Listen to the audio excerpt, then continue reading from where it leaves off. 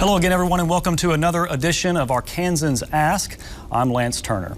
Well, I'm willing to bet that many of you, sometime in the last week or even today, have received a strange phone call from an unknown number that turned out to be a scam, a trick to get you to turn over your personal information, a credit card number, a bank account, even a social security number.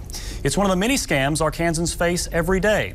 And as technology has crept deeper into our lives, the scams are becoming more sophisticated, more widespread, and potentially more harmful.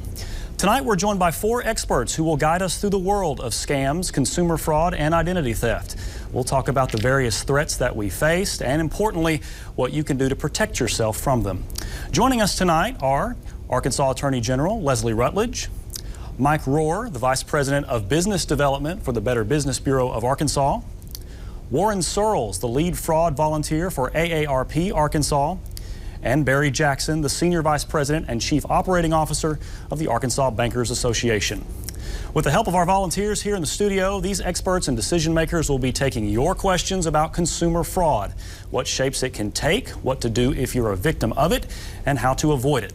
This program is for you and driven by your questions, which you can submit right now by phone by calling 1-800-662-2386, by email at paffairs@aetn.org, and through Twitter using the hashtag AARP.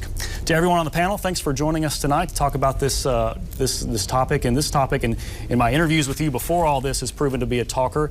It's something that everyone is concerned about. Everyone gets the calls. Everyone gets the come-ons by various individuals, and we all want to know what we can do to stop it. But first of all, I want to go through and kind of allow each of you to sort of tell me kind of who you are, as if we don't already know, but then how you and your organization are involved in battling and battling these frauds and helping consumers. And we'll start with you, Attorney General. Well, thank you, Lance. And what a pleasure it is to be on Ask Arkansas tonight and to talk directly with Arkansans. I welcome the phone call, so please light those phones up with questions because we want to help.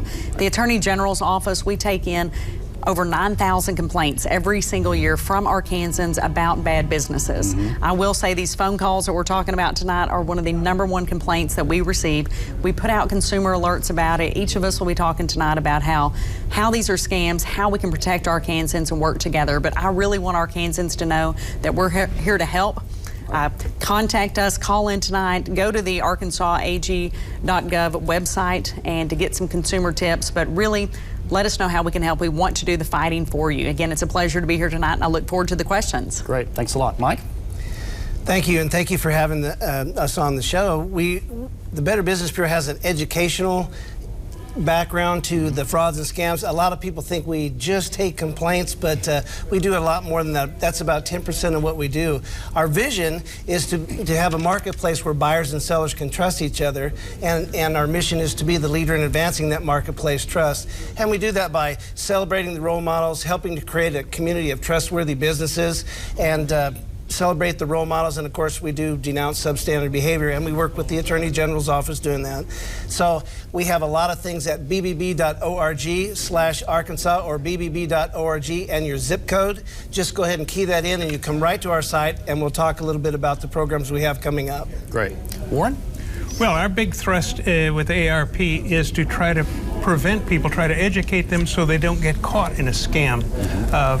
Prevention is far better than to find yourself in a very tenuous situation where you've been scammed and money is out and whatever. So we want to help people to learn not to fall into the traps of scammers. That's the big thing. But if you do, then you can get a hold of AARP. They will contact the Attorney General, the Better Business Bureau, and alert them to what's going on. There's also a map of scams throughout the state of Arkansas that we've posted, and work very closely with the Attorney General, Better Business Bureau, and the Bankers Association as well. So great. We're here to help. All right.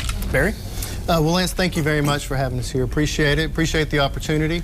We were founded 126 years ago as a united voice for the banks in Arkansas. And so whether that bank now is $5 million in assets or $50 billion, it really doesn't matter.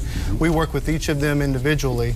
And we've grown from that advocacy stance into also a professional development education area where one of the things we do is we train bankers.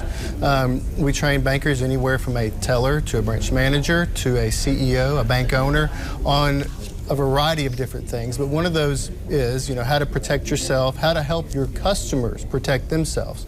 And we just want to be a part of that with the ABA. All right. Attorney General, we'll start with you and kind of drill down into some of the things that your office offers people who are experiencing all kinds of frauds and scams.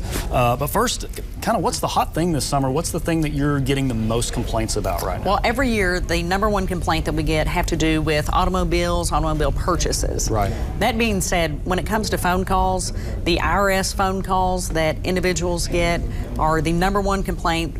At times, we've had to put more people on the phones to handle the number of calls that we've received. This is what I can tell Arkansans. Right. The IRS is never going to call you. Right. They are never going to call you. They are going to send you letter on top of letter on top of letter. So that's the most important thing for people to remember. And government entities are not going to send you, or not going to call you rather, and say, we demand money right now or we're going to send you to jail. Over the phone, That's et cetera, right. et cetera. And I know every person has received those sort of threatening phone calls. So one thing that I have done and asking the Federal Communication Commission is to block some of these phone calls, to give phone providers the authorization to go ahead and block those phone calls. Because when you see on your caller ID, it's called spoofing. Right. And it looks like you're calling yourself perhaps, or it looks like a local number. You answer the phone and it's not a local number. It's someone perhaps from another country, not even in the United States. That's called spoofing. And when those phone calls are spoofed, we're asking the Federal Communication Commission to authorize AT&T, Verizon, other phone providers to block those phone calls. So we're doing a lot at the AG's office to shut down these calls, but we need people to call, file those complaints with our office. We share them with the IRS. So that's automobiles is the #1 complaint, but these IRS phone calls are the most problematic that we have had to deal with over the last couple of years. It seems like it could be the trickiest one to solve because of the players that are involved. You've got big telecommunications companies that have very sophisticated networks, and then you've got just armies of people the world over who are finding ways, very cost-effective ways, to reach a lot of people and scam people. And so I wonder what the challenge is there to really trying to stop that. I mean, what you've taken the first step. What else could? Well, we have worked with federal entities. There have been call centers that are out of country that have been shut down. Once those call centers were shut down, we noticed a dramatic decrease in the number of phone calls Arkansans were receiving. That being said, they still keep making those fraudulent calls, pretending to be from the IRS. And I know Arkansans, they're calling people that want to be good citizens. They want to be good, responsible citizens. They want to they want to take care of their tax requirements, and so therefore they go to make those payments. But the best thing people can do, give us a call at the Attorney General's office and let us work with the IRS and make sure they have that information. Right. Well, let's talk about that process a little bit, because some folks may be intimidated about calling the AG's office and not sure what to expect when they do that. So what's that experience like when someone calls with a complaint? That's right. Well, when someone calls the Attorney General's office and they're filing a complaint, whether it's about one of these phone calls or perhaps a bad business deal, we're going to have a constituent services representative take down all that information from them. They're going to take down their name, phone number, contact information, and what problem they have experienced. Then that will be escalated up to an investigator within our Public Protection Division. So you will have an investigator assigned to your case. We will track all of that information. If it's with a bad business, we will contact that business and try to mediate it for you, so that way you don't have to go to court. You don't have to spend that extra time and money in court. But I can assure every single person that calls the AG's office, or if they call, they email, they send a letter, we're going to treat every single complaint as the most important, because I know to the person calling, it is the most important thing. Exactly. And we've got that information that we'll put up on the screen here. If you do need help and need to call the Attorney General's office, there's how you can do it. ArkansasAG.gov. There's also the Consumer Protection Hotline. That's 800-482-8982. That's where you go if you've got a problem. That's right. Call that hotline, come see us on the web. I'm the only Leslie at the office, and so people can call me directly if they need to, because I will call them back and I will take care of that matter for them. The breadth of stuff that you deal with is kind of something, because on the one hand you do have these very sophisticated caller spoofing type incidents, but then you also have just sort of the bad actor businesses out there that, or situations where mediation is needed for whatever reason, it seems. That's correct, Lance, and that's when we have to intervene. And someone calls us, it's a bad business, bad actor. We contact the business, and we try at first to mediate these situations, so that way we can get the consumer back their money, back whatever it is that to make them whole again. Right. So that way they don't have to go to a courtroom and fight it out. But I will say that the partnerships that we have with the Better Business Bureau, AARP, American Bankers, it takes all of us working together. Right. When people contact AARP or Better Business Bureau, that they send those complaints to us. They encourage them to contact us because we're the ones who can take the matter to court. We're the ones who can fight on behalf of the consumers. Right. And that's, that makes a real difference, is having everyone at this table working together on behalf of Arkansans. Right, there you go. Mike, she's talked about or alluded to the partnership that you have with the AG's office. And one thing that you pointed out to me earlier is that you are not the enforcement agency, but you are someone that can facilitate those communications, and you can help work toward mediation as well. Well, that's right. We just tell them to call Leslie. That's what we do. No, right, you just pass along. But our office, we take complaints in writing. They can be over internet, but it has to be in writing. I think that's a little different. But we deal, if you look at the complaints that we get, you can just about either follow the seasons or follow the news, because whatever you see in there, that's when our phone starts ringing. That's when our database starts gearing up. We had over 1.2 million inquiries last year on businesses, checking out businesses, checking out... in Arkansas alone? In Arkansas alone, yes. So we get a lot of inquiries on the web. The complaints come in, and when we get those complaints, it's a process where we try to find the business. If we can find the business, we give them a chance to respond, find out if there's a marketplace transaction, get back with the person that's making the complaint, and find out if they can work it out. Because a lot of times maybe the business owner doesn't know that anything's wrong. So there's a marketplace transaction, they get a chance to respond back, then we find out if the resolution is what the consumer desires. If it's not, we kind of go back and forth a little bit. Sometimes it escalates all the way to the Attorney General's office if there's enough complaints. We see a lot of these timeshare ones, or we see a lot of the wave of care in home health care. Right. We see a lot in the way of automobiles. So it just depends on what stage they're in, and to whether they can be solved in our office or we escalate that further up. Right. But right now, we just finished with the wave of roofing complaints with the storms that recently went through in March and April. So those people that have given money and still don't have a roof or repairs done on their homes, those complaints are coming in quite often right now. Right. And it's just if you watch the news, you'll see where we're working. Exactly. Well, and you've got resources on your site already. Like you say, people can run checks. They can look up businesses before they do business with an entity to make sure that person is rated highly by your organization.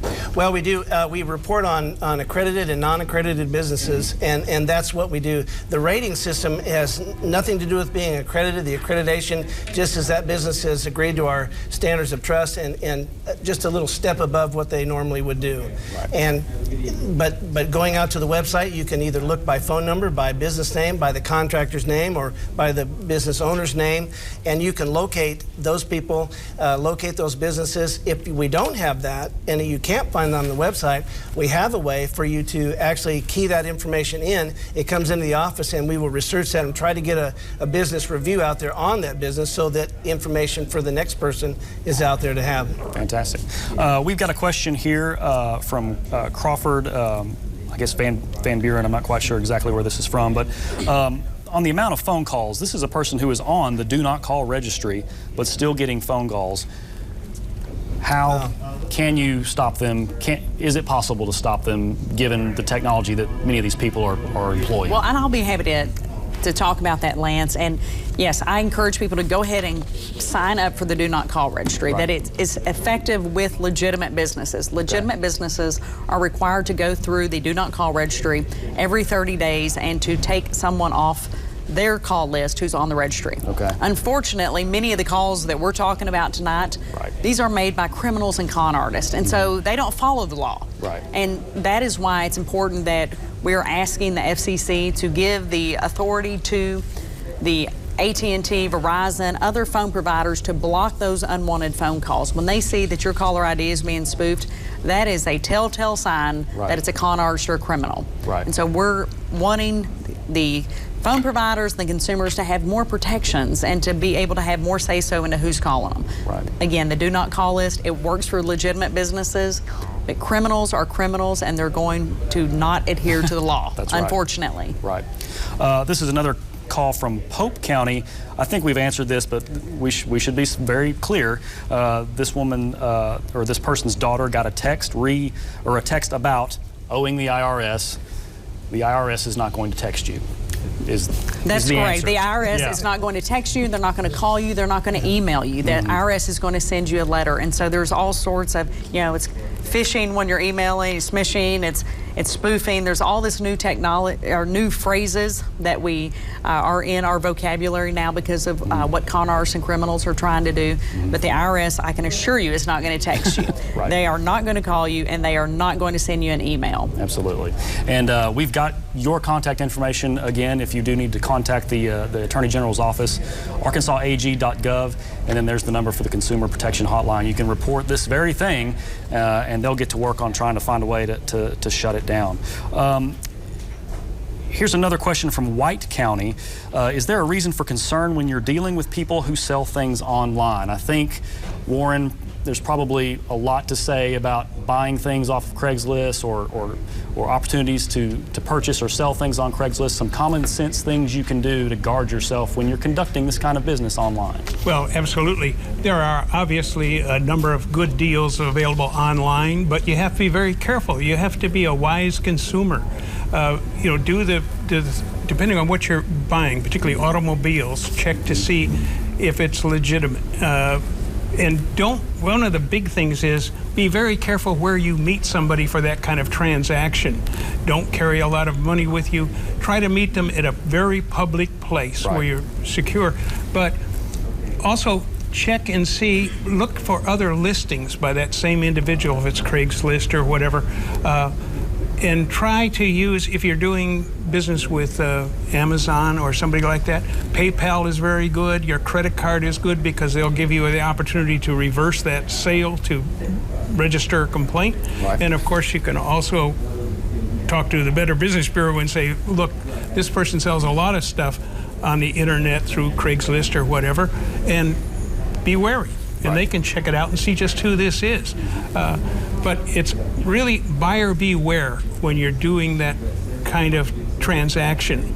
But we can't say that those are all bad. There's very good business going on in those kinds of organizations that sell things and individuals that sell things. Those are fine, but beware. Just use ordinary, let's call it common sense. Right. But just don't think that everything out there is a good deal. Just be cautious. We still need your questions and comments, so give us a call at 1-800-662-2386. You can also email us at paffairs@aetn.org, and you can catch us on Twitter too using the hashtag AARAsk. We've got another question from Washington County. This is a businessman who's wondering if there's any way to block unwanted calls from people who are not his customer. This is kind of tricky, I'm sure, because he's getting deluged with calls, but he doesn't want to lose any business as well. What kind of products are out there? What's available to a consumer to kind of cut down on some of this stuff? Well, actually, you can, if it's coming in on your cell phone, you can go ahead and in the app, Verizon, I know I have Verizon service, and you can actually go in and list the calls that you want to block. It's as simple as going in and keying the number in and just keying a check box right next to it. You actually can bring up on the cell phone all the calls that come in and just go down and check them and block them. It's just a simple app on the phone. Now the landline would be a little bit more difficult, and you're probably going to have to contact your provider to find out, because that's coming in a whole different way. So. Right. Warren, I want to talk a little bit more to you with some of the things that AARP Arkansas is doing.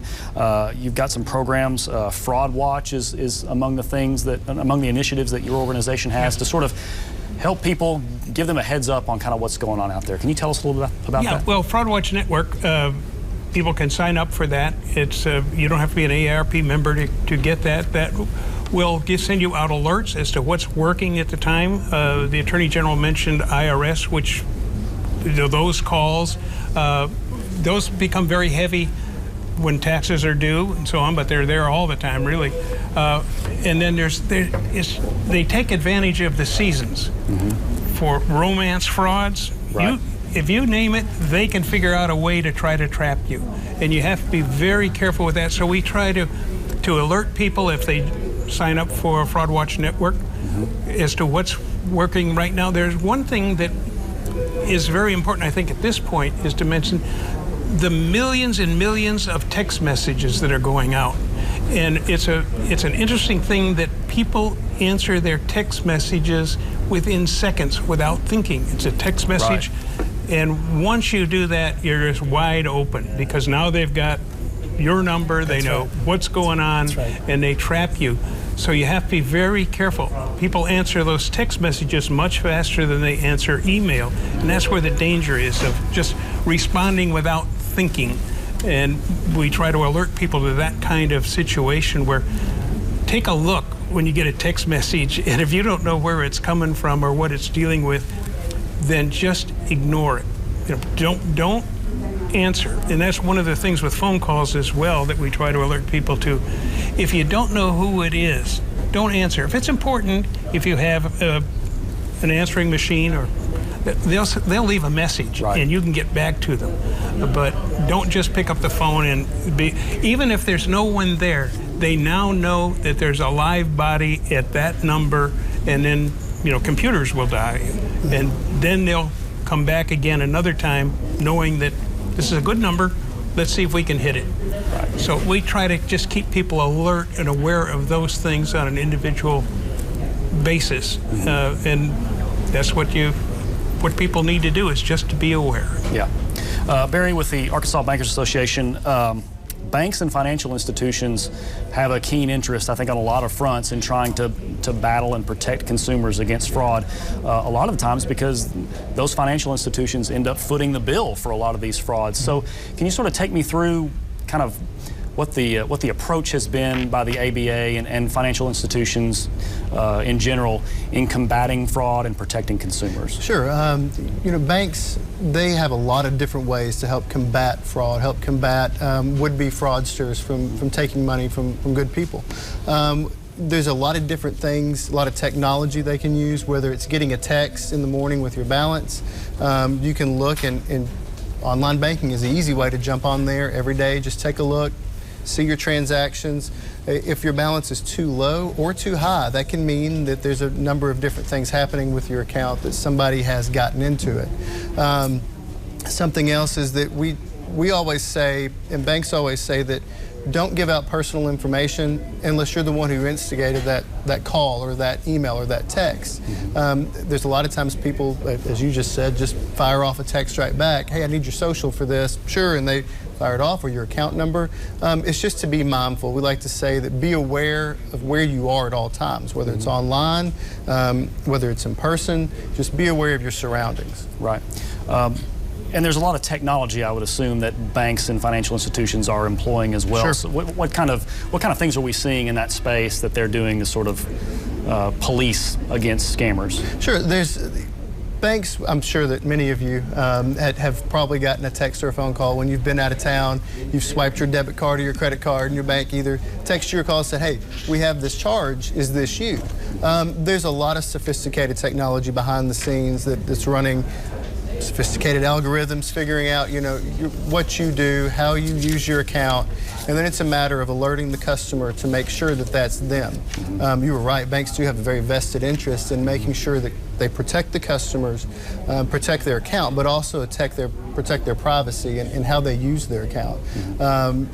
There's many different ways that the banks do it, but the number one thing is that it's the people that work in the bank. They're trained all kinds of different ways to handle situations.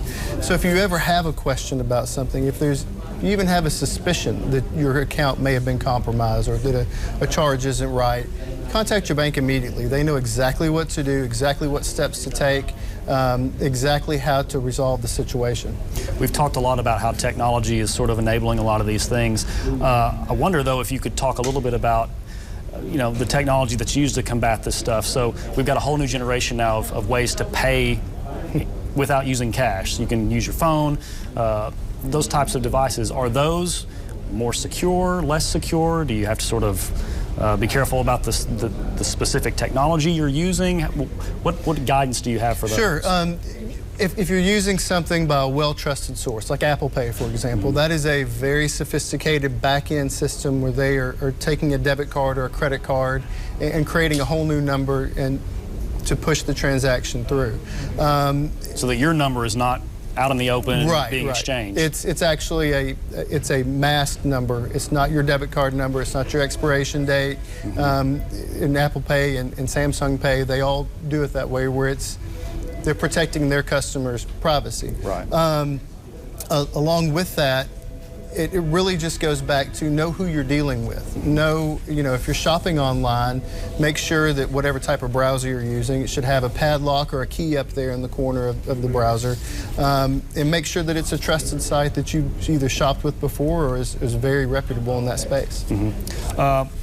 We are still taking your questions, and you can submit them via the number on the screen there, 1-800-662-2386. You can also email us at paffairs@aetn.org, and you can get us on Twitter at the hashtag AARP. I have a question here from Searcy County for the Attorney General. Person asking about payday lenders and sort of what is the landscape there in terms of payday lenders now in Arkansas. This person's wondering why they aren't shut down. What is they're a controversial business practice here in the state, and there are laws that are surrounding that business. What's sort of the latest on that? Well, I can assure our questioner from Searcy County, which would be Marshall Leslie up in that area. So you take I-65 right up here from Conway, and I can assure those folks that payday lenders are shut down here in Arkansas. So that was passed by a constitutional amendment. It shut down, put the cap on it at 18%. So we do not have payday lenders in Arkansas. They're not in the state, and I don't anticipate that they're going to be in the state anytime soon. I would guess, though, that if someone feels as if they are doing business with someone and that entity is not fair to them, they should contact you. Absolutely. If someone believes that they have that a payday lender has set up shop, whether it's an online shop or certainly a storefront shop, they need to call us. And by payday lender, it may be someone who's loaning money that's not a financial institution associated like a bank or otherwise a recognized financial institution.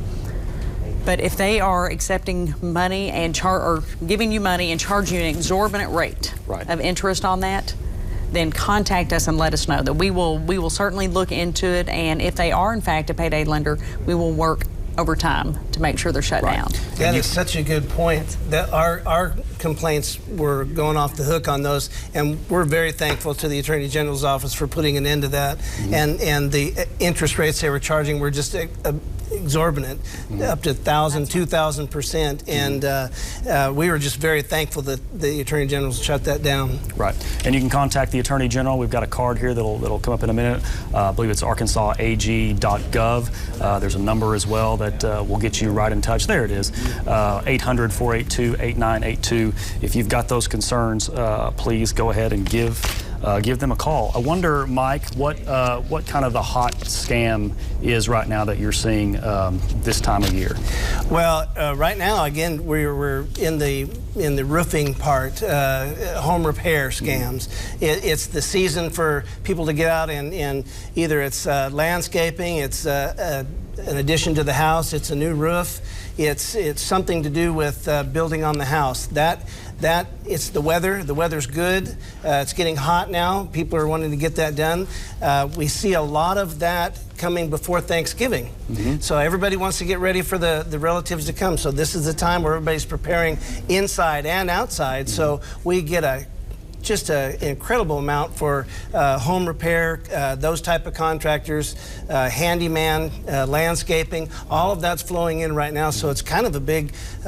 You can go out on our website bbb.org, and if you click find a business, it'll list the top categories, the top types of business, and contractors and roofing and automobiles are always right up at the top. But that's where we're dealing right now. We are seeing that just coming in, pouring in. So if you're approached by a company, how do you find out if they're a legit business? I guess you wouldn't go to your site and check on them, but yes, what other steps can you take? That's a great point, especially with tree limbs being down and things like that. If they come and knock on your door, that's a sign that that Warren had said, watch out, you didn't make that, and said that too, you didn't make that initial contact. Right. So they're contacting you, and especially for roof repair, I mean, they, gosh, thank you, you're here. How did you find me? Well, you put a big tarp on your 50-foot house. They can see it for miles. I mean, it's, so it's something that they'll find you, and they'll show up, and they'll have a truck and a piece of plywood in the back and a hammer, and they'll tear off your shingles and say that, well, we got to go to the store and match them, but I'm out of town. Can you just write me a check for $1,000? And oh, it's 11:30. We're going to grab some lunch. We'll be back about 1. Well, you never see them again. You got shingles ripped off your house, and you're a victim. Right. But again, it goes back to they contacted you. They made that initial contact. You did not do that. You could go out to our site. You can search for accredited or non-accredited businesses, but if you want to look for a business that we know that we've vetted, type of business, search for a business in our accredited business directory. Right. And there are certain things, Attorney General, that you can ask for when you're about to do business with someone. You can ask for an estimate. You can ask for these kinds of documentations, these very sort of basic things that you would ask of a business. That's right. We encourage people, and I know that Mike and Warren and do also, to encourage people to ask for that estimate, ask for a written contract, and certainly ask your friends for a referral. When someone comes to your door, they try to do the high-pressure sales tactic right then.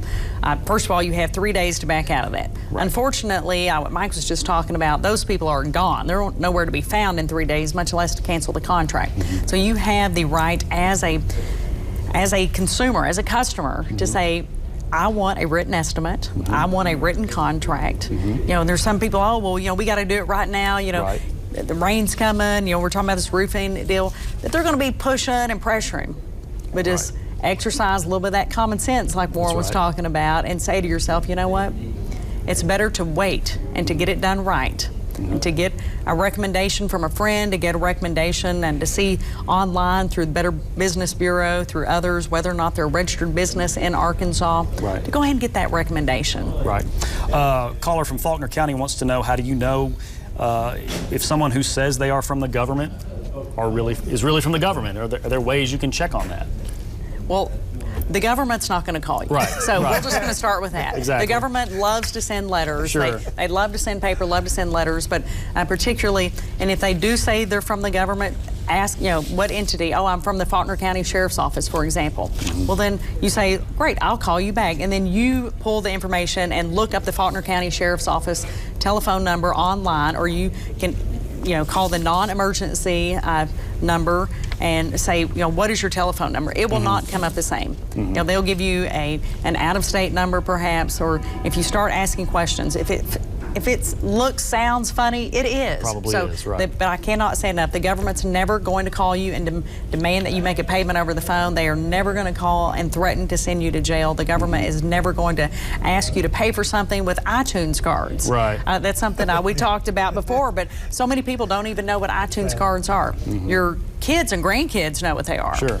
Because it's what they use to purchase music or purchase something to put on their smartphones or on their laptops. But iTunes cards are used to purchase music. They're not used to pay your IRS bill. They're not used to keep you from going to jail. So if they say we need money right now, that is a scam. Right. We're taking your questions. You can still call us at 1-800-662-2386. You can email us at paffairs@aetn.org, and you can look us up on Twitter at AETN, and the hashtag is AARP. We've got another question here. It's a banking-related question from Craighead County. What should I do if I give out a banking and routing number and they're saying that my payment is late? I'm not quite sure what's happening there, but banking and routing numbers are key pieces of personal information, first of all. Absolutely, and it goes back to what we've said a few times. And if you have a late payment, generally they're going to send a letter first before they call you and they start asking for payments. If you do happen, and people, we've all done something in a snap judgment and then later thought, probably shouldn't have done that. If you do happen to give out your routing number and your account number, contact your bank immediately. They can put a freeze on your funds to where they can block that amount that you gave them, or they can even freeze your entire account while they're in the process of giving you a new account number. They'll help you move all your payments over, your direct debits, such as your mortgage payment, your car payment, and then they'll also help you move your direct deposit over to your new account. Right. It's always better to be safe than sorry. If you did give it out, a number of things can happen very quickly when that happens, and it's a snowball effect. So just contact your bank and let an expert there walk you through the situation. They're very well trained in how to do that. And it sounds complicated, and it gives me a headache thinking about it, but they will make it as easy as they possibly can. Oh yeah, absolutely. And it's very easy for a bank to say, this account has been flagged as possible fraud, this account has been flagged as we're closing it, post checks or post debits to this new account. And they'll go through and they will actually look at each check that you've written. They'll look at the debits. Does it fall in within these guidelines? And sometimes the bank will call you, or they will contact you and say, hey, we have this payment, is this yours? We want to make sure before we decline that and send back a car payment, a house payment, a private school payment. They want to make sure that they're going to take care of you first, and then from there they'll make it as simple as possible. Right. This is a thing that sort of scares me to death, and I'm constantly checking for them, but I'm really not sure I know what I'm looking for, and that's these skimmers on ATMs and other, the gas pump, all of that. What am I looking for? How can you avoid those? Well, and I know that's been in the news a lot lately. I know that we had a county here in central Arkansas that there was a rash of those going on. That's not the only place it's happening, and I'm sure the Attorney General can speak to that very well. That it is a scary thing that when you walk up to either a gas pump, an ATM, really anywhere that can take a card, look at it. The actual card readers are made into that ATM, they're made into that gas pump. If anything looks off, if the seams don't match up right, if the color's off, if you can't see the light on there where you're going to swipe your card, you need to go alert somebody that works at that business. Those are very, very sophisticated machines. They will take anything that's on your mag stripe they can take. They can take your debit card, credit card number, and sometimes they'll be able to get your PIN number by another sophisticated deal of maybe having a camera on there or being able to drag it through there. But you need to alert somebody as soon as possible if you think there's anything wrong with the machine. Have you heard a lot about skimmers, Attorney General, in Arkansas or even across the country? Well, we've had some reports out of Lonoke County, right next door to Little Rock and I-40 on the way to Memphis and that area. But again, it's throughout Arkansas, and just as Barry was saying, if you see something that looks odd with an ATM machine or a gas pump that seems a little different, we know people are in such a hurry when they pull up to the pump, and it's hot right now, so you don't want to be outside any more than you have to, and so you just stick your card in, you don't think about it, and you jump back in your car with the air running. But go ahead and take an extra second or two to pay attention, and if you see something of that nature, don't use your card.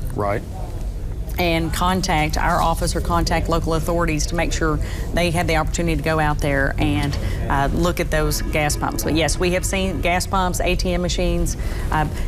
These are time consuming for these individuals, but that high-tech equipment on these gas pumps or on these ATM machines. So if you want to go to an ATM machine, go to one in a well-lit, high-travel traffic area. Don't go to one that's out in the middle of nowhere, that's kind of a remote access, because that's more often where these individuals have the opportunity to take time to adhere this particular device to that machine.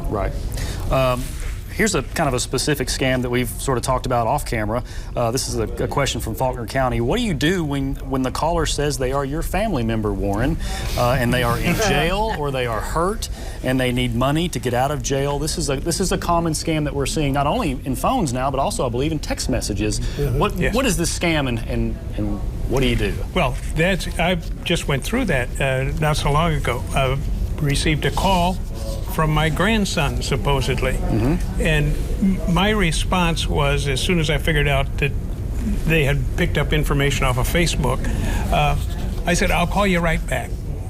And I called my grandson. And of course, it was not him. I didn't recognize the voice. Right. But just don't, you have to be aware again of that kind of call. One of the things you can do is ask a question of that caller that only your grandson or relative would know. You also get these messages of, I'm traveling and I'm in Spain and my wallet's been stolen, my purse has been stolen, right. and I really need your help. And it is from somebody you know. And they've picked that up, and again, they pick up the calls. So just don't respond to those or try to contact the real person and see what's going on. It's just common sense that you have to use. And if you didn't initiate the call, then initiate a call to whoever is trying to contact you. And don't send money to those people that say, I'm stuck overseas and I really need your help. Can you send me $2,000 or $3,000 to help me out or something? It's just not real. Right. But some people, here's one of the points we try to make, and it's very important because we're very concerned with seniors, of which I'm one. We learn to be trusting, and we trust people. And in this day and age, that's not particularly a good thing. You know, It's hard to say, but don't be so trustworthy. You know, you're not dealing with people that were brought up in our culture quite often, and they're out to get you, and then there's just people that don't care. They just want your money. And so don't be, it's just hard to say, but be aware and don't be so trusting that everybody is a good person, because everybody's not a good person. Right.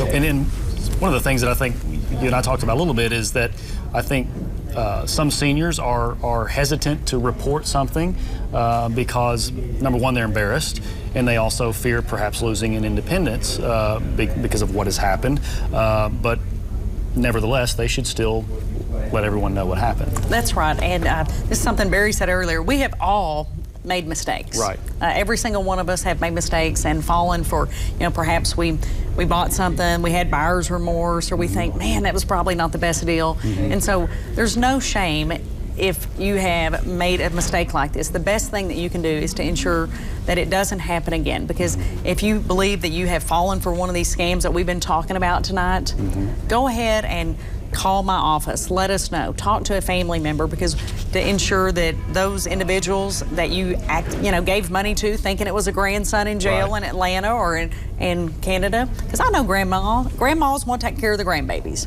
And so they're going to send that money, and then they may think, oh, I saw my grandson yesterday. But it's too late. But the key part is to make sure that they don't continue to take money out of that account, and they don't steal their identification. So there's no shame in having made that mistake. We want to avoid those mistakes, but there's absolutely no shame in it. We have people call us every day, and we can't take care of the problem if we don't know about the problem. Exactly. And speaking of contacting the Attorney General's office, you can contact her at arkansasag.gov. We'll throw that up here in just a moment with that Consumer Protection Hotline number, 800-482-8982. And the Attorney General herself may answer the phone and That's right. You never know. I'll be happy to. That's right. Mike, I want to talk really quick about one of the resources you have on your website. I believe it is called the, I've got it written down as the Scam Tracker. That's right, the Scam Tracker. Tell us about that. Very good. I'm glad that you were bringing all this up, because you're hearing about the different scams and the different things, and our questions are great.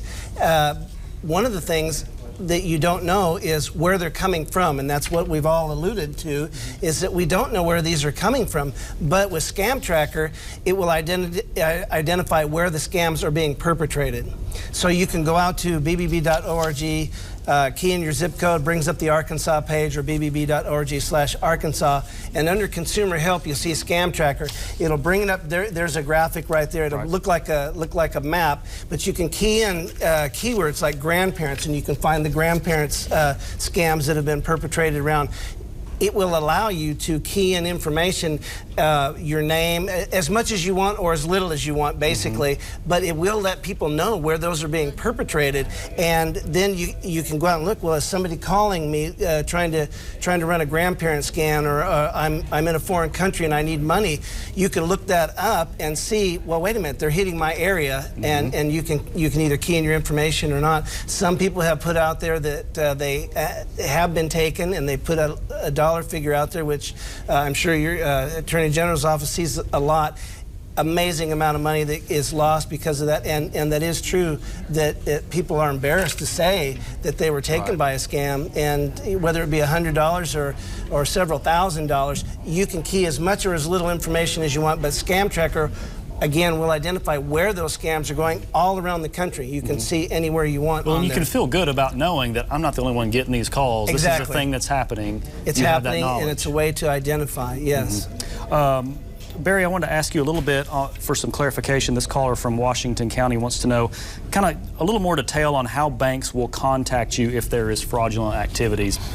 The IRS won't contact you. No. I mean, but banks need to get in touch with you, and what's the safe way? How do we know? And that all depends on, one, the bank and what type of contact information they have for you. Okay. I mean, people move, people change phone numbers. Generally, you will have a phone call initiated first, and then they're going to give you all kinds of information to let you know that they are who they say they are. They're not going to ask you for personal information. Okay. They're not going to ask you for your entire Social Security number or for other information that you really shouldn't be giving out, like we talked about, unless you initiated that contact. If they can't get you through a phone call, they probably will send you a letter, or they will send you a letter. It just depends on how good of the contact information they have for you is at that time. And, you know, people who are younger move around a lot. They're a very mobile generation, and once an account's open, I mean, I know people who've opened an account here in Little Rock, and now they live in San Diego. And they still have, they get e-statements. They never went in and changed any of that. So it all depends on the bank, their resources, and the information they have on you. And I suppose it's worth just walking into your local branch from time to time and showing your face and talking to somebody in person about some of the things they offer. But the important thing is, and like y'all have both said, that when you are contacted, get their information and then double check, make sure that's the right phone number, make sure that's the person you were talking to. Call back to the main line for that bank and say, hey, I had a phone call from the call center. They said they were this person. They called at this time. They can check on that for you and make sure that everything is how it's supposed to be for you.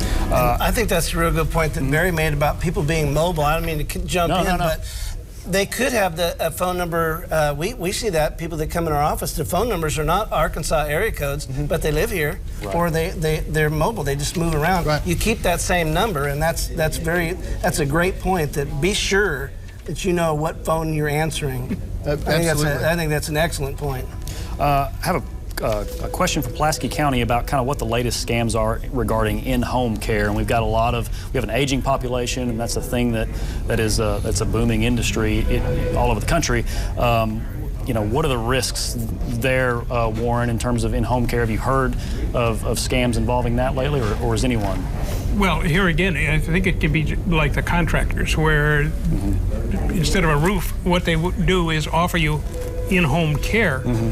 And you pay for it in advance many times, and then the in-home care doesn't show up, or the in-home care does not provide the service they said they would. It's an unqualified person, and it's just, the problem is that when you have a legitimate business, then there's going to be a scammer somewhere that will take advantage of that business, and like a roofing person or something, and then they just disappear. But they've got your money, and if you're elderly and need care, if you don't have relatives nearby, then you're suspect. You know, you're going to be somebody they're going to hit on and try to get money out of you, and they may even be so bold as to take your possessions once they gain entrance. So you need to contact a Better Business Bureau. You need to check them out and see, are they legitimate? Do they have references? And follow up on those references. Talk to people who are using. Same thing goes with cleaning companies. Make sure it's a legitimate cleaning business. It's not somebody who just offers a service and then all they want is access to your home and then you've got a problem on your hands. Right. I've got another question dealing with your personal finances. Barry, this is a question via email. Which is more secure, a debit card or a check? Or are they about the same? Or Well, debit cards are always, or should be, more secure, especially if you have an EMV chip on them. The whole chip transfer, where you can just stick your card in and it's reading different things on there, is going to be very secure. Checks. Checks are a great way to pay people. It's a great way to pay people you know. It's a great way to pay your school, to pay friends, family members. You just need to be careful, because that does have your routing number. It does have your account number at the bottom. Just be mindful of who you're paying and which way you're paying them. Right. We've still got time for more of your questions, and you can call us right now to send them our way. The number is 1-800-662-2386. You can email us at paffairs@aetn.org, and you can send us a tweet at AETN or use the hashtag ARAsk. I have another check-related question here from Faulkner County, and I've never heard of this before. How do you keep people from check washing your checks? Have you heard that term? So they can take people who know how to do this, because I don't really know what's involved with it. I know what they do is they'll take it, they will literally wash the front of the check off, and then change the payment, whether it's the amount that they've been paid or who the payment is to. So let's say you've written a check to a contractor who may not be a good contractor, and it's for $2,000. They can always go in, change it to $20,000, or change the dollar amount altogether. What you need to look at is, if you have a check that has been washed, again, alert your bank. Go in. If you have any problems, if you're given a check that you feel like could have been washed or could have been altered in any way, take it to your local branch, take it to your local banker, have them look at it. I want to touch some more on identity theft, because I think that's a big problem, and it has been a problem for years. But I think now, as we are more living our lives online and more of our data is out there, it can become more prevalent.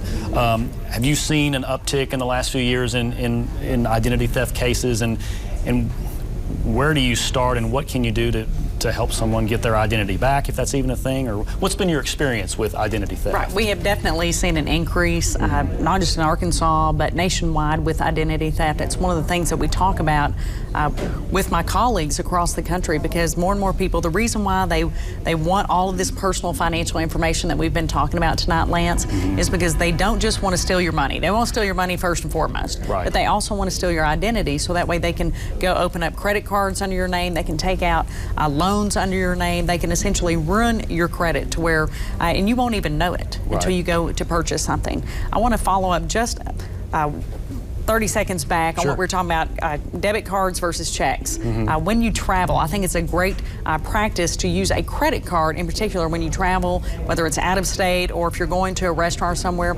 It almost defies logic, and particularly with so many of our Arkansans, to think, well, why would I use a credit card? Because then I might have to pay. But if you pay it off responsibly every single month, and you treat that credit card almost as if a debit card, because a credit card has better protections for you in terms of canceling that charge. And that's why it's important to, particularly, again, if you are making a vacation rental and you have to give it credit card information, not using your debit card, because if someone lifts that number, if there's a bad actor at a restaurant or someone that lifts that number, you have greater protections with that credit card. Right.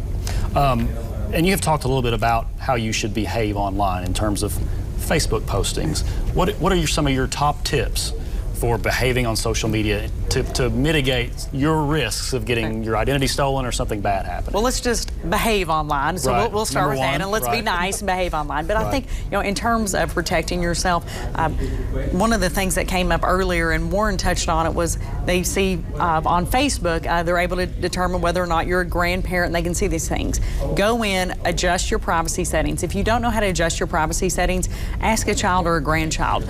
Google it real quick, or use one of these search techniques and say, how do I adjust my privacy or my security settings on Facebook or Twitter? Because that's where most people, criminals, con artists, get this information about you, this personal information about you. They're able to see when you post a picture of your mom, here's my mother on her wedding day, and you give her mother's maiden name, and they put all this information about your first pet. Here's my first pet, Bozo or Right. whatever your dog's name or cat's Right. name was. And so Key you're putting security question That's right. You're answers. putting all this information out online. So put your privacy settings to just your friends. Don't give out personal information, whether it's, if someone contacts you unsolicited, don't answer those questions. Just say, thank you, let me call you back. I think one of you all talked about that. Let me call you back. So say, let me call you back. And then you go back and get a legitimate phone number. So the number one tips are be smart, be savvy, use that common sense. Don't put out personal information on your social media post in particular that others they don't really need to know about you. Right. Don't let people know when you're gone. That's right. Hey, I'm in the Bahamas, Hey, my house is there by itself. Go ahead. Right. No, don't do that. That's very good point. Don't let them know. We always try to do that. We wait till we come home to post those pictures. They're great pictures. Right. But there's time to post them when you get back. Right. Don't let people know you're gone. Right. Warren, your tips? Well, that's the same one. Yeah. And I've seen this where people have sent me a Facebook notice or something and say, we're going to Italy for a month. We'll be gone. We'll send you cards. And their identity is there. So somebody looking at my Facebook page sees that, goes there, and say, oh, now I know where they live, who they are, and their house is going to be empty. And don't put that out there. Just keep it. It's not a good way to communicate with people. Right. You can post pictures and do those kind of things, but just as the Attorney General said, don't get so personal that you're putting out information that people can use for their advantage and not yours. Exactly. Barry, we've got probably one last question from White County. Okay. Is it safe to write your Social Security number on your check when paying your taxes? And I've never heard of doing that. Unless y'all have a different opinion, but that is the one time that I believe you are either required or you're supposed to, or they ask you to write your Social Security number on there. I wouldn't write it on anything else. I believe, at least in Arkansas, we've completely gotten away from your driver's license number from being your social for that reason. So, from what I understand, that is a safe thing to do when you are paying your taxes. Right. But make sure it's the legitimate IRS. Exactly. Confirm. Yes. Go to the IRS website, talk to your accountant. Don't just send a check because someone called and said, send it to this address. Because if you give away your money, you give away your Social Security number, you give away your identity. Right. And if that happens, give us a call. We're going to do the fighting for you. Right. Great. Good deal. Well, that is all the time we have tonight. Panel, thanks for coming in and talking about this topic. We really appreciate it. Thanks as well to the Friends of AETN for taking our questions tonight. We appreciate them manning the phones for us. And thanks to you for watching. We appreciate your time, and we'll see you next time.